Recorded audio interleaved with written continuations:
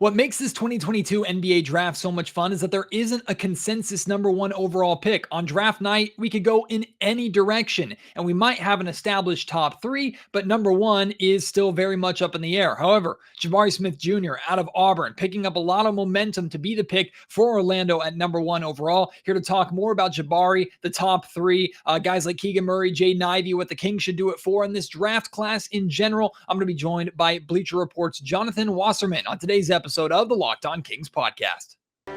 You are Locked On Kings, your daily Sacramento Kings podcast, part of the Locked On Podcast Network, your team every day. And now, ladies and gentlemen, it is that time for another episode of Locked On Kings. Hello and welcome into Locked On Kings, your podcast hub for Sacramento Kings coverage all regular season and all off season. If you're looking for in-depth analysis, game-by-game breakdowns, highlights, interviews with local and national experts, full coverage of your Sacramento Kings from January all the way through to December, this is the place for you, part of the Locked On Podcast Network. My name is Matt George. I have the privilege of being your host here. I'm looking forward to covering my 9th season of Sacramento Kings basketball coming up this fall. I'm currently in year 5 hosting Locked On Kings, and I currently work as an ABC 10 News producer, sports producer, and reporter here in Sacramento. Very excited for this conversation today. Love continuing this draft coverage. Like I said in the intro, this draft is so much fun because it could go in any direction. The Sacramento Kings, some consider to be in a place of power at 4, because if any of the top 3 slide, the Kings could just scoop them right up. If the top 3 go as we expect, the Kings have control over where the draft goes from that point. They could take Jaden Ivey, take Keegan Murray, maybe make a surprise pick somewhere. Who knows? And others think it's not a good spot for the Sacramento Kings to be, because this is maybe considered to be a top 3 heavy draft. Although some people disagree with that idea. I had Aaron Torres from Fox Sports Radio on earlier this week, and he didn't think that this was a top 3 heavy draft. But there are other people like Jonathan Wasserman on today's Locked On Kings podcast who do believe that top 3 is there. But the order they would pick versus the order it sounds like the draft is heading is completely different. Jonathan's going to share his big board, his personal big board, and where he has some players ranked is going to surprise you, like how low he is on Shaedon Sharpe, where he has Keegan Murray versus Jaden Ivey, who he thinks the Kings should pick at number 4. There is so much great stuff from this big board, so much great stuff from this conversation. He's also going to share with you who his number 1 overall pick would be and why that guy isn't really being talked about at number 1 overall currently. It's all on this conversation. Really think you're going to enjoy it. Make sure you're responding to the things we're talking about. Any opinions you have on the draft, any questions you have on the draft, who you would take if you're the Kings at number 4, how you think the draft is going to go. If you want to share your big board, send it to me at Matt George Sack on Twitter. Email me, mattgeorgesports@gmail.com, and leave your thoughts in the YouTube comment section down below. But most importantly, please enjoy my conversation with Bleacher Report's Jonathan Wasserman.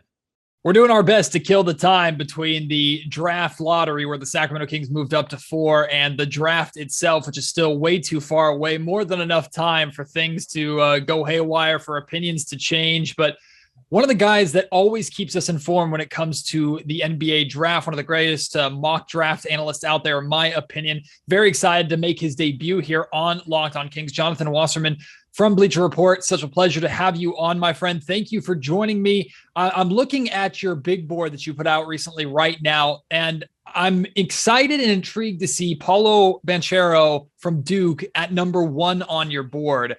I've seen that and heard that from friends of mine, other analysts, but I've also seen and heard that out of the consensus top 3, Paulo's the most likely to slide. So what makes Paolo at number 1 for you? I think he was so good in the beginning that we kind of just got bored, and then we started to nitpick his game a little bit. To me, he's the most well-rounded player in the draft. Obviously, he's physically incredible at 6'10", 250. And when you throw the physical abilities with not just the skill level, but the skill versatility, and we saw over the second half of the season, he wasn't just a post guy or a mid-range guy. He was a playmaker. He averaged over 4 assists the last 14 games of the season. He shot much better from 3, looked a little more confident, stepping into those deeper jumpers. And so to me, he's as well-rounded as you get for a power forward. And yeah, maybe he can improve his defensive effort, but I think sometimes we put a little too much stock into defensive effort into a college player. Like we did it with Ben Simmons, and Ben Simmons turned out to be a plus defender in the NBA. And so I think over the course of the season, we kind of started to overanalyze, and Jabari Smith became the sexier pick as the season went on, and the more, I guess, modern day big because of his shooting. But again, I just have so few questions about Paolo and what's going to translate and what's really going to fit well in today's NBA. So you have Chet number 2, then you have Jabari Smith number 3. Am I right in assuming based off of that you think Jabari is the most likely to slide out of any of the 3 to the Kings on 4 on draft night? I think Jabari goes 1. I think that's the way it's going to play out, and everyone kind of expects that. And it's not Orlando leaking it, but I think it's just expectations. And honestly, despite me having Paolo number 1 on my big board, every mock draft I've done for the past couple of months has had Jabari at number 1. I think scouts, everyone I talk to is just infatuated with how special of a shooter he is for a guy who played his entire season, 18 years old. He's probably the best shooting big man prospect we've ever seen. Just looking at the stats, he had 79 threes, 42% from downtown, 43% shooting off the dribble. We've never seen a 6'10" guy put up these type of numbers, and not just efficiency, but volume as well. And then the self-creation, mid-range stuff, and defensive versatility, and he's just also a really high character guy. So I don't think he makes it to number 2. And then Oklahoma City and Chet, I think it's just a perfect match. And it just seems like, from what I'm hearing, Chet would be the guy too. And also from what I'm hearing is that the Rockets are going to have a pretty stress-free decision at number 3. From sources I have close to Houston, they're obviously disappointed they didn't get 1 or 2, but I think at 3 they don't have to make too big of a call there. And so I think at number 4 to Sacramento, in all likelihood, it leaves Jaden Ivey as the big name to kind of dissect. Yeah, so let's dive into that a little bit. And it sounds like essentially the draft kind of is going to start at number 4. The order of the top 3 could change, but that consensus top 3, it sounds like it's pretty set in stone. Jaden Ivey at 4, you have him there. So many mock drafts have him there. That's been the name most attached to the Kings as soon as they moved up on draft lottery night. I do have concerns about Jaden Ivey and his overall fit with De'Aaron Fox, but what do you like potentially about not just Ivey and his game, but that marriage with Sacramento and what the Kings are trying to do? Yeah, it's a tough call, and it really brings up the dilemma every year of best player available versus fit. And so it's hard to argue with the idea of taking the best player available, which in this case, and everyone will probably tell you, it's Jaden Ivey, just, 10 out of 10 athlete, and not just, it's functional. He really uses that speed and explosiveness to blow by guys and put himself in playmaking position to get an easy basket. And he improved dramatically as a shot maker from one year to the next. And then, of course, the question is, is the shooting real? He had a good first half of the season shooting. He did not have a good second half of the season shooting. I think the last half was 24% from 3, which is really mirrored what he did his freshman year. So there's a bigger sample size of bad shooting than good shooting. And then, of course, with Fox and Sabonis as the 2 best guys in Sacramento, can your 3rd best player also be a negative shooter? So that's obviously something for Sacramento to think about. But the question is, what happens if he's the best player available? And so it's a very tough call. I still think, if I'm GM, you have to take, what if Jaden Ivey is an absolute star and you pass on him? You could always make moves after you get the asset. And I think Sacramento, in my mind, would still take Ivey if they do have him as the best player available, even though there might be better fits. But yeah, it's definitely worth questioning long-term whether Ivey and Fox is, a suitable, favorable duo. The fit versus best talent available debate, it rages every single year in Sacramento. And for Monty McNair's track record, he's taken the best player in both Tyrese Halliburton and Davion Mitchell. And in the Tyrese Halliburton circumstance, it worked out well because you were able to move him for Domantas Sabonis, even after Fox and Halliburton didn't quite work out as well as we had hoped, which raises the concerns with Fox and Ivey. But continuing with a little bit deeper about Jaden Ivey, it's easy to daydream and salivate about the idea of Fox and Ivey working together in transition, the speed there. You can see areas where their games would complement one another. But a lot of this draft, a lot of this offseason for the Sacramento Kings, in my opinion, is about finding immediate impact players that can ultimately help this team make the playoffs this year, at worst next year, to convince Domantas Sabonis to re-sign. So they have kind of a 2-year window. Do you think Jaden Ivey in a year or two is capable of making that significant of an impact, or is that too much to put on a rookie? It's not too much to put in a rookie. Actually, over the years, I've kind of said rookies they can help. Like Evan Mobley at number 3 last year made a huge difference in Cleveland. And so I think if a rookie is put in the right spot to play to his strengths a little bit, they can help. And whether Ivy can or not, I don't think that there's any obvious answers on the board at number 4 of somebody who can help them anymore. Keegan Murray is considered more NBA ready. He's going to be 22 years old as a rookie. But he doesn't have the upside that Ivy does. And really is he any more ready? Like we did this with Obi Toppin. Obi Toppin was National Player of the Year. Everything about him said NBA ready. And now he's entering his 3rd year and like a crucial year of like, how good is he really? Because he hasn't done much. So, I like Ivy. I think he's going to be able to help Sacramento next year. And I think he gives them more of an identity. He really strengthens it. And basically Sacramento says, okay, let's play to our strengths with Fox and Ivy. We could have the fastest backcourt in the entire NBA. I mean, you could probably say that with the 2 of them. And so you kind of change your strategy, make them run constantly up and down the floor because that's their bread and butter if the 2 of them are together. So I think it can definitely help them. The question is long-term, what's their ceiling with their 3 best players not being great shooters? Today's episode of Locked On Kings is brought to you by Built Bar. We've been asking, and finally Built has delivered. Built granola bars are here. Built granola bars come in 3 unbelievable flavors: chocolate peanut butter, chocolate coconut, and white chocolate berry. That one is my favorite. If you want to try all 3 flavors, you can get a mixed box right now at built.com. They'll send you a bunch of each one. Guarantee you will enjoy at least one of them, probably all 3 like most people do. They're so different from their regular Built bars, which of course are their protein bars that we've told you a lot about. Their Built Puffs, which are protein-infused marshmallows. So different. Built granola is its own unique flavor, loaded with granola, the perfect combination of crunch and chewiness, but where it's similar is how good it is for you. 150 calories, 15 grams of protein, only 4 grams of sugar. Built granola bars will change your world and charge your energy. Get whatever you want at built.com. A Built Bar, Built Puff, Built granola bars, all 3, whatever you get, use our promo code LOCKED15 for 15% off. Again, that's promo code LOCKED15 for 15% off at built.com.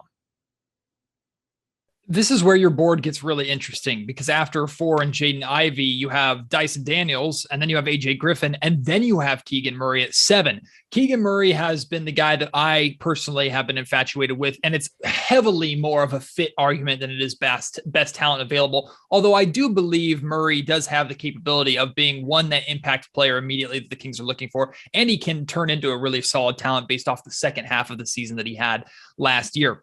But what makes you have AJ Griffin, Dyson Daniels ahead of Keegan Murray, and why do you think it would be a reach, if at all, for the Kings to take Murray at 4? It wouldn't be a reach. And I think it's also important when we're talking about my big boards. I don't work for a team. Mm-hmm. So technically, if we were to do this right, I should put out 30 big boards every time, 1 for each team, right? And if I did that, the order would be a little bit different between number 5 and number 7. You can make a case that Keegan should be 5. That group right there is so close that I think fit should play into the equation when the team is picking. So to me, Daniels to me has the chance to be so unique and special because of how many different things he could do. He's 18 years old, or may have just turned 19. I think he just turned 19. Measured almost 6'8", passes, super defender, and I think a better shooter than what the numbers say. Murray, I think the only question with Murray, and again, one of the safest picks outside the top 3, is the face-up game. And I think that's very important in today's league. You got to be able to handle the ball, beat guys off the dribble. I think in my mind to be a star caliber player. Now, I'm kind of picturing my safe projection with Keegan Murray as like a very high-end role player. Or maybe a guy who puts up a lot of points but doesn't make all-star teams like Jeremy Grant. Like Jeremy Grant's going to make a lot of money, but I don't know if he's the guy that you really bank on building your team around. And so I think he's got the chance to be a very good, productive piece.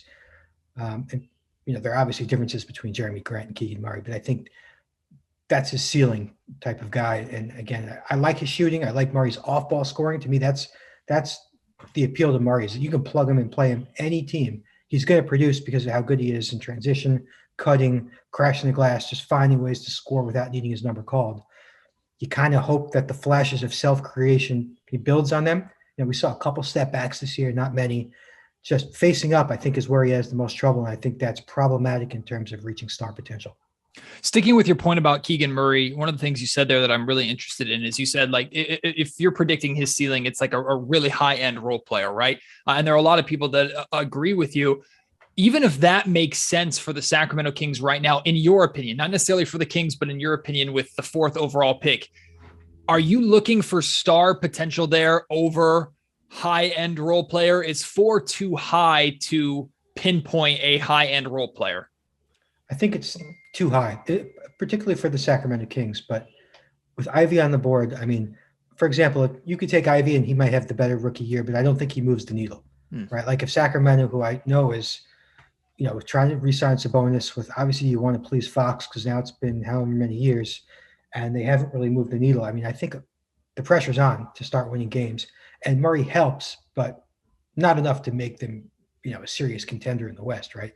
I think you take your chances on a guy like Ivey, who has that Ja Morant star potential power, and he could be that guy. I just can't, in my mind, I can't picture it Keegan Murray. I know some do. Most I talk to don't. They mostly see, again, a higher end role player with very little bust potential, where maybe Ivey has some bust potential because of his decision making and bad shooting, which he can be pretty erratic. He also won a couple games at Purdue where you're like, where is he? He just kind of fell into the background, which is not really what you want from a star caliber player. But in my mind, I don't think Murray can move the needle. I think you have to go with Ivey, who just offers, more of that home run punch. Speaking of home runs, a guy missing from your 5 to 7 range, which I've typically seen him at, is Shaedon Sharpe. You have him at 10. It sounds like the mystery behind Sharpe isn't as appealing to you as maybe it is to others. And I'm in the same boat with you. There are a lot of Kings fans that like the idea of Shaedon Sharpe, his upside. They watch his high school mixtapes and they fall in love with the multi-tool scorer that he can be. But a year at Kentucky, not playing a single game, then making the leap to the NBA level on a team that is expecting to try and win right now, just doesn't seem like a good fit at all in Sacramento. And I think there are going to be a lot of teams, or there could potentially be a lot of teams in that top 7, top 8 range that just aren't willing to take that risk. Yeah, I mean, I get it. Like, the idea of him is exciting, and he has like an NBA workout friendly set of strengths with his athleticism and shot making. He's going to look great one-on-one. But if you go back and watch the AAU tape, and again, it's not like he was bad. He led it in scoring. But his weaknesses are troubling to me. And his strengths will translate, which is, again, his shot making is big time. He can get his own jumper, and he finishes high above the rim. But I think he settles way too much around the perimeter. Like, he predetermines those hero jump shots.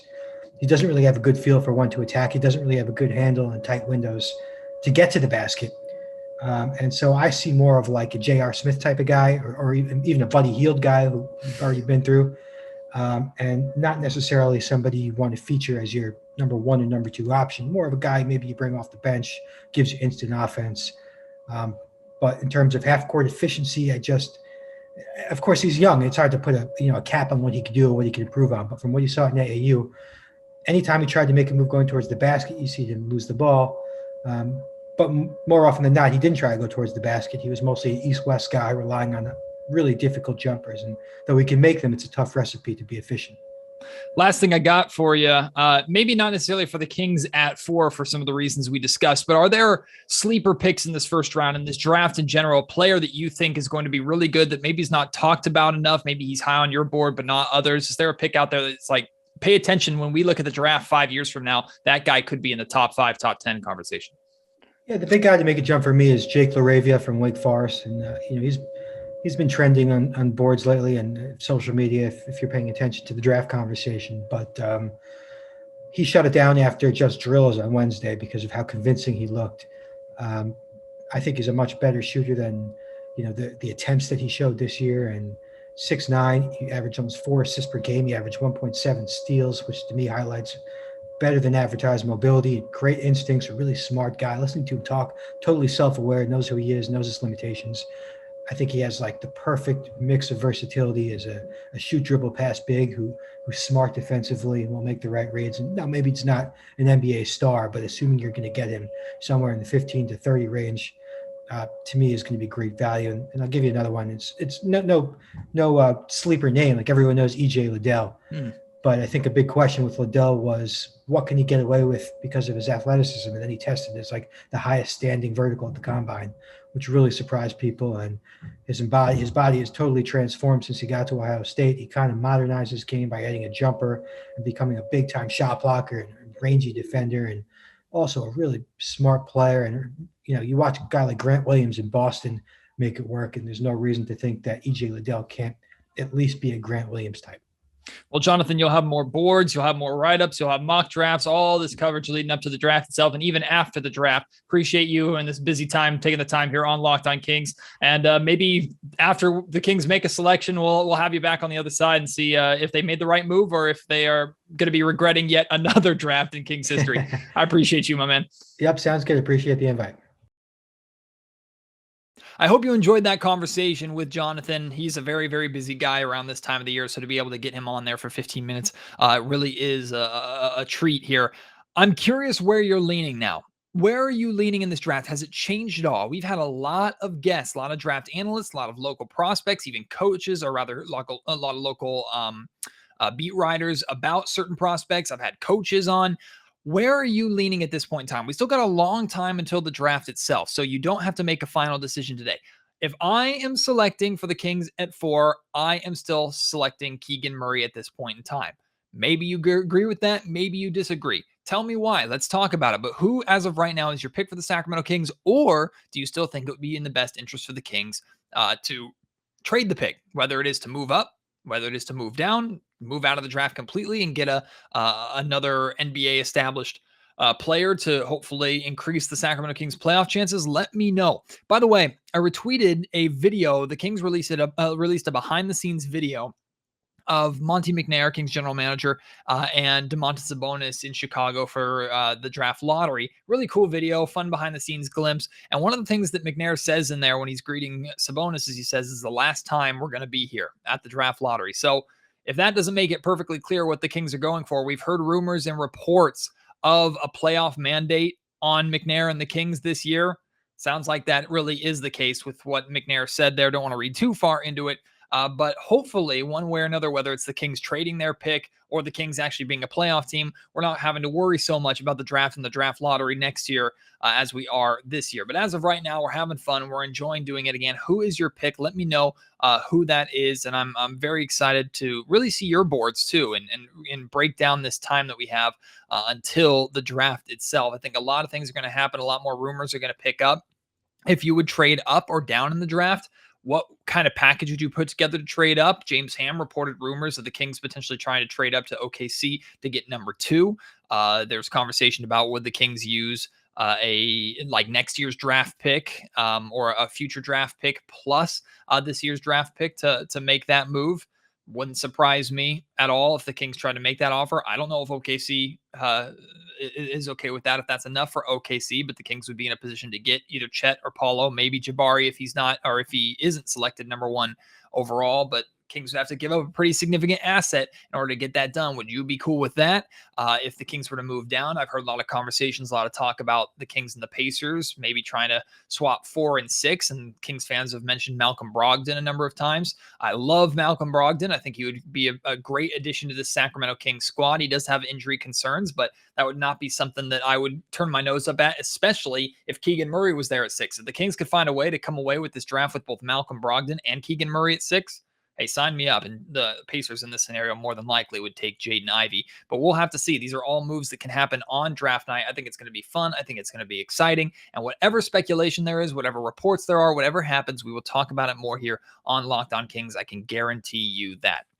I hope you've been enjoying all the content that we've been putting out there. I have more great guests and more great content coming for you next week, so stick around for that. And remember, we are doing a giveaway right now. If we get over 350 reviews on the Locked On Kings podcast page on Apple Podcasts, that I will be giving away, buying a pair of tickets, lower bowl tickets, opening night for the Sacramento Kings inside the Golden One Center. I'll be giving them away to a Locked On Kings listener. So make sure you're helping leave a review. We're close to 330 or right around that 330 range. I am pretty confident that we're going to accomplish this goal. So please leave a review if you haven't already. And I look forward to buying tickets and treating some of you to opening night at the Golden One Center. Appreciate your support as always. Can't wait to have you join me on the next episode of Locked On Kings. Make sure you catch up on all the episodes that I've done so far. I've done a lot, thrown a lot of content at you, and I don't blame you if you took a day or two off, but go back and check out some of those interviews, some of those conversations. It's been really interesting, really intriguing for me, and hopefully you find it just as interesting and hopefully just as entertaining. Appreciate your support. Talk to you next time. Until then, my name is Matt George. You have been listening to Locked On Kings, part of the Locked On Podcast Network.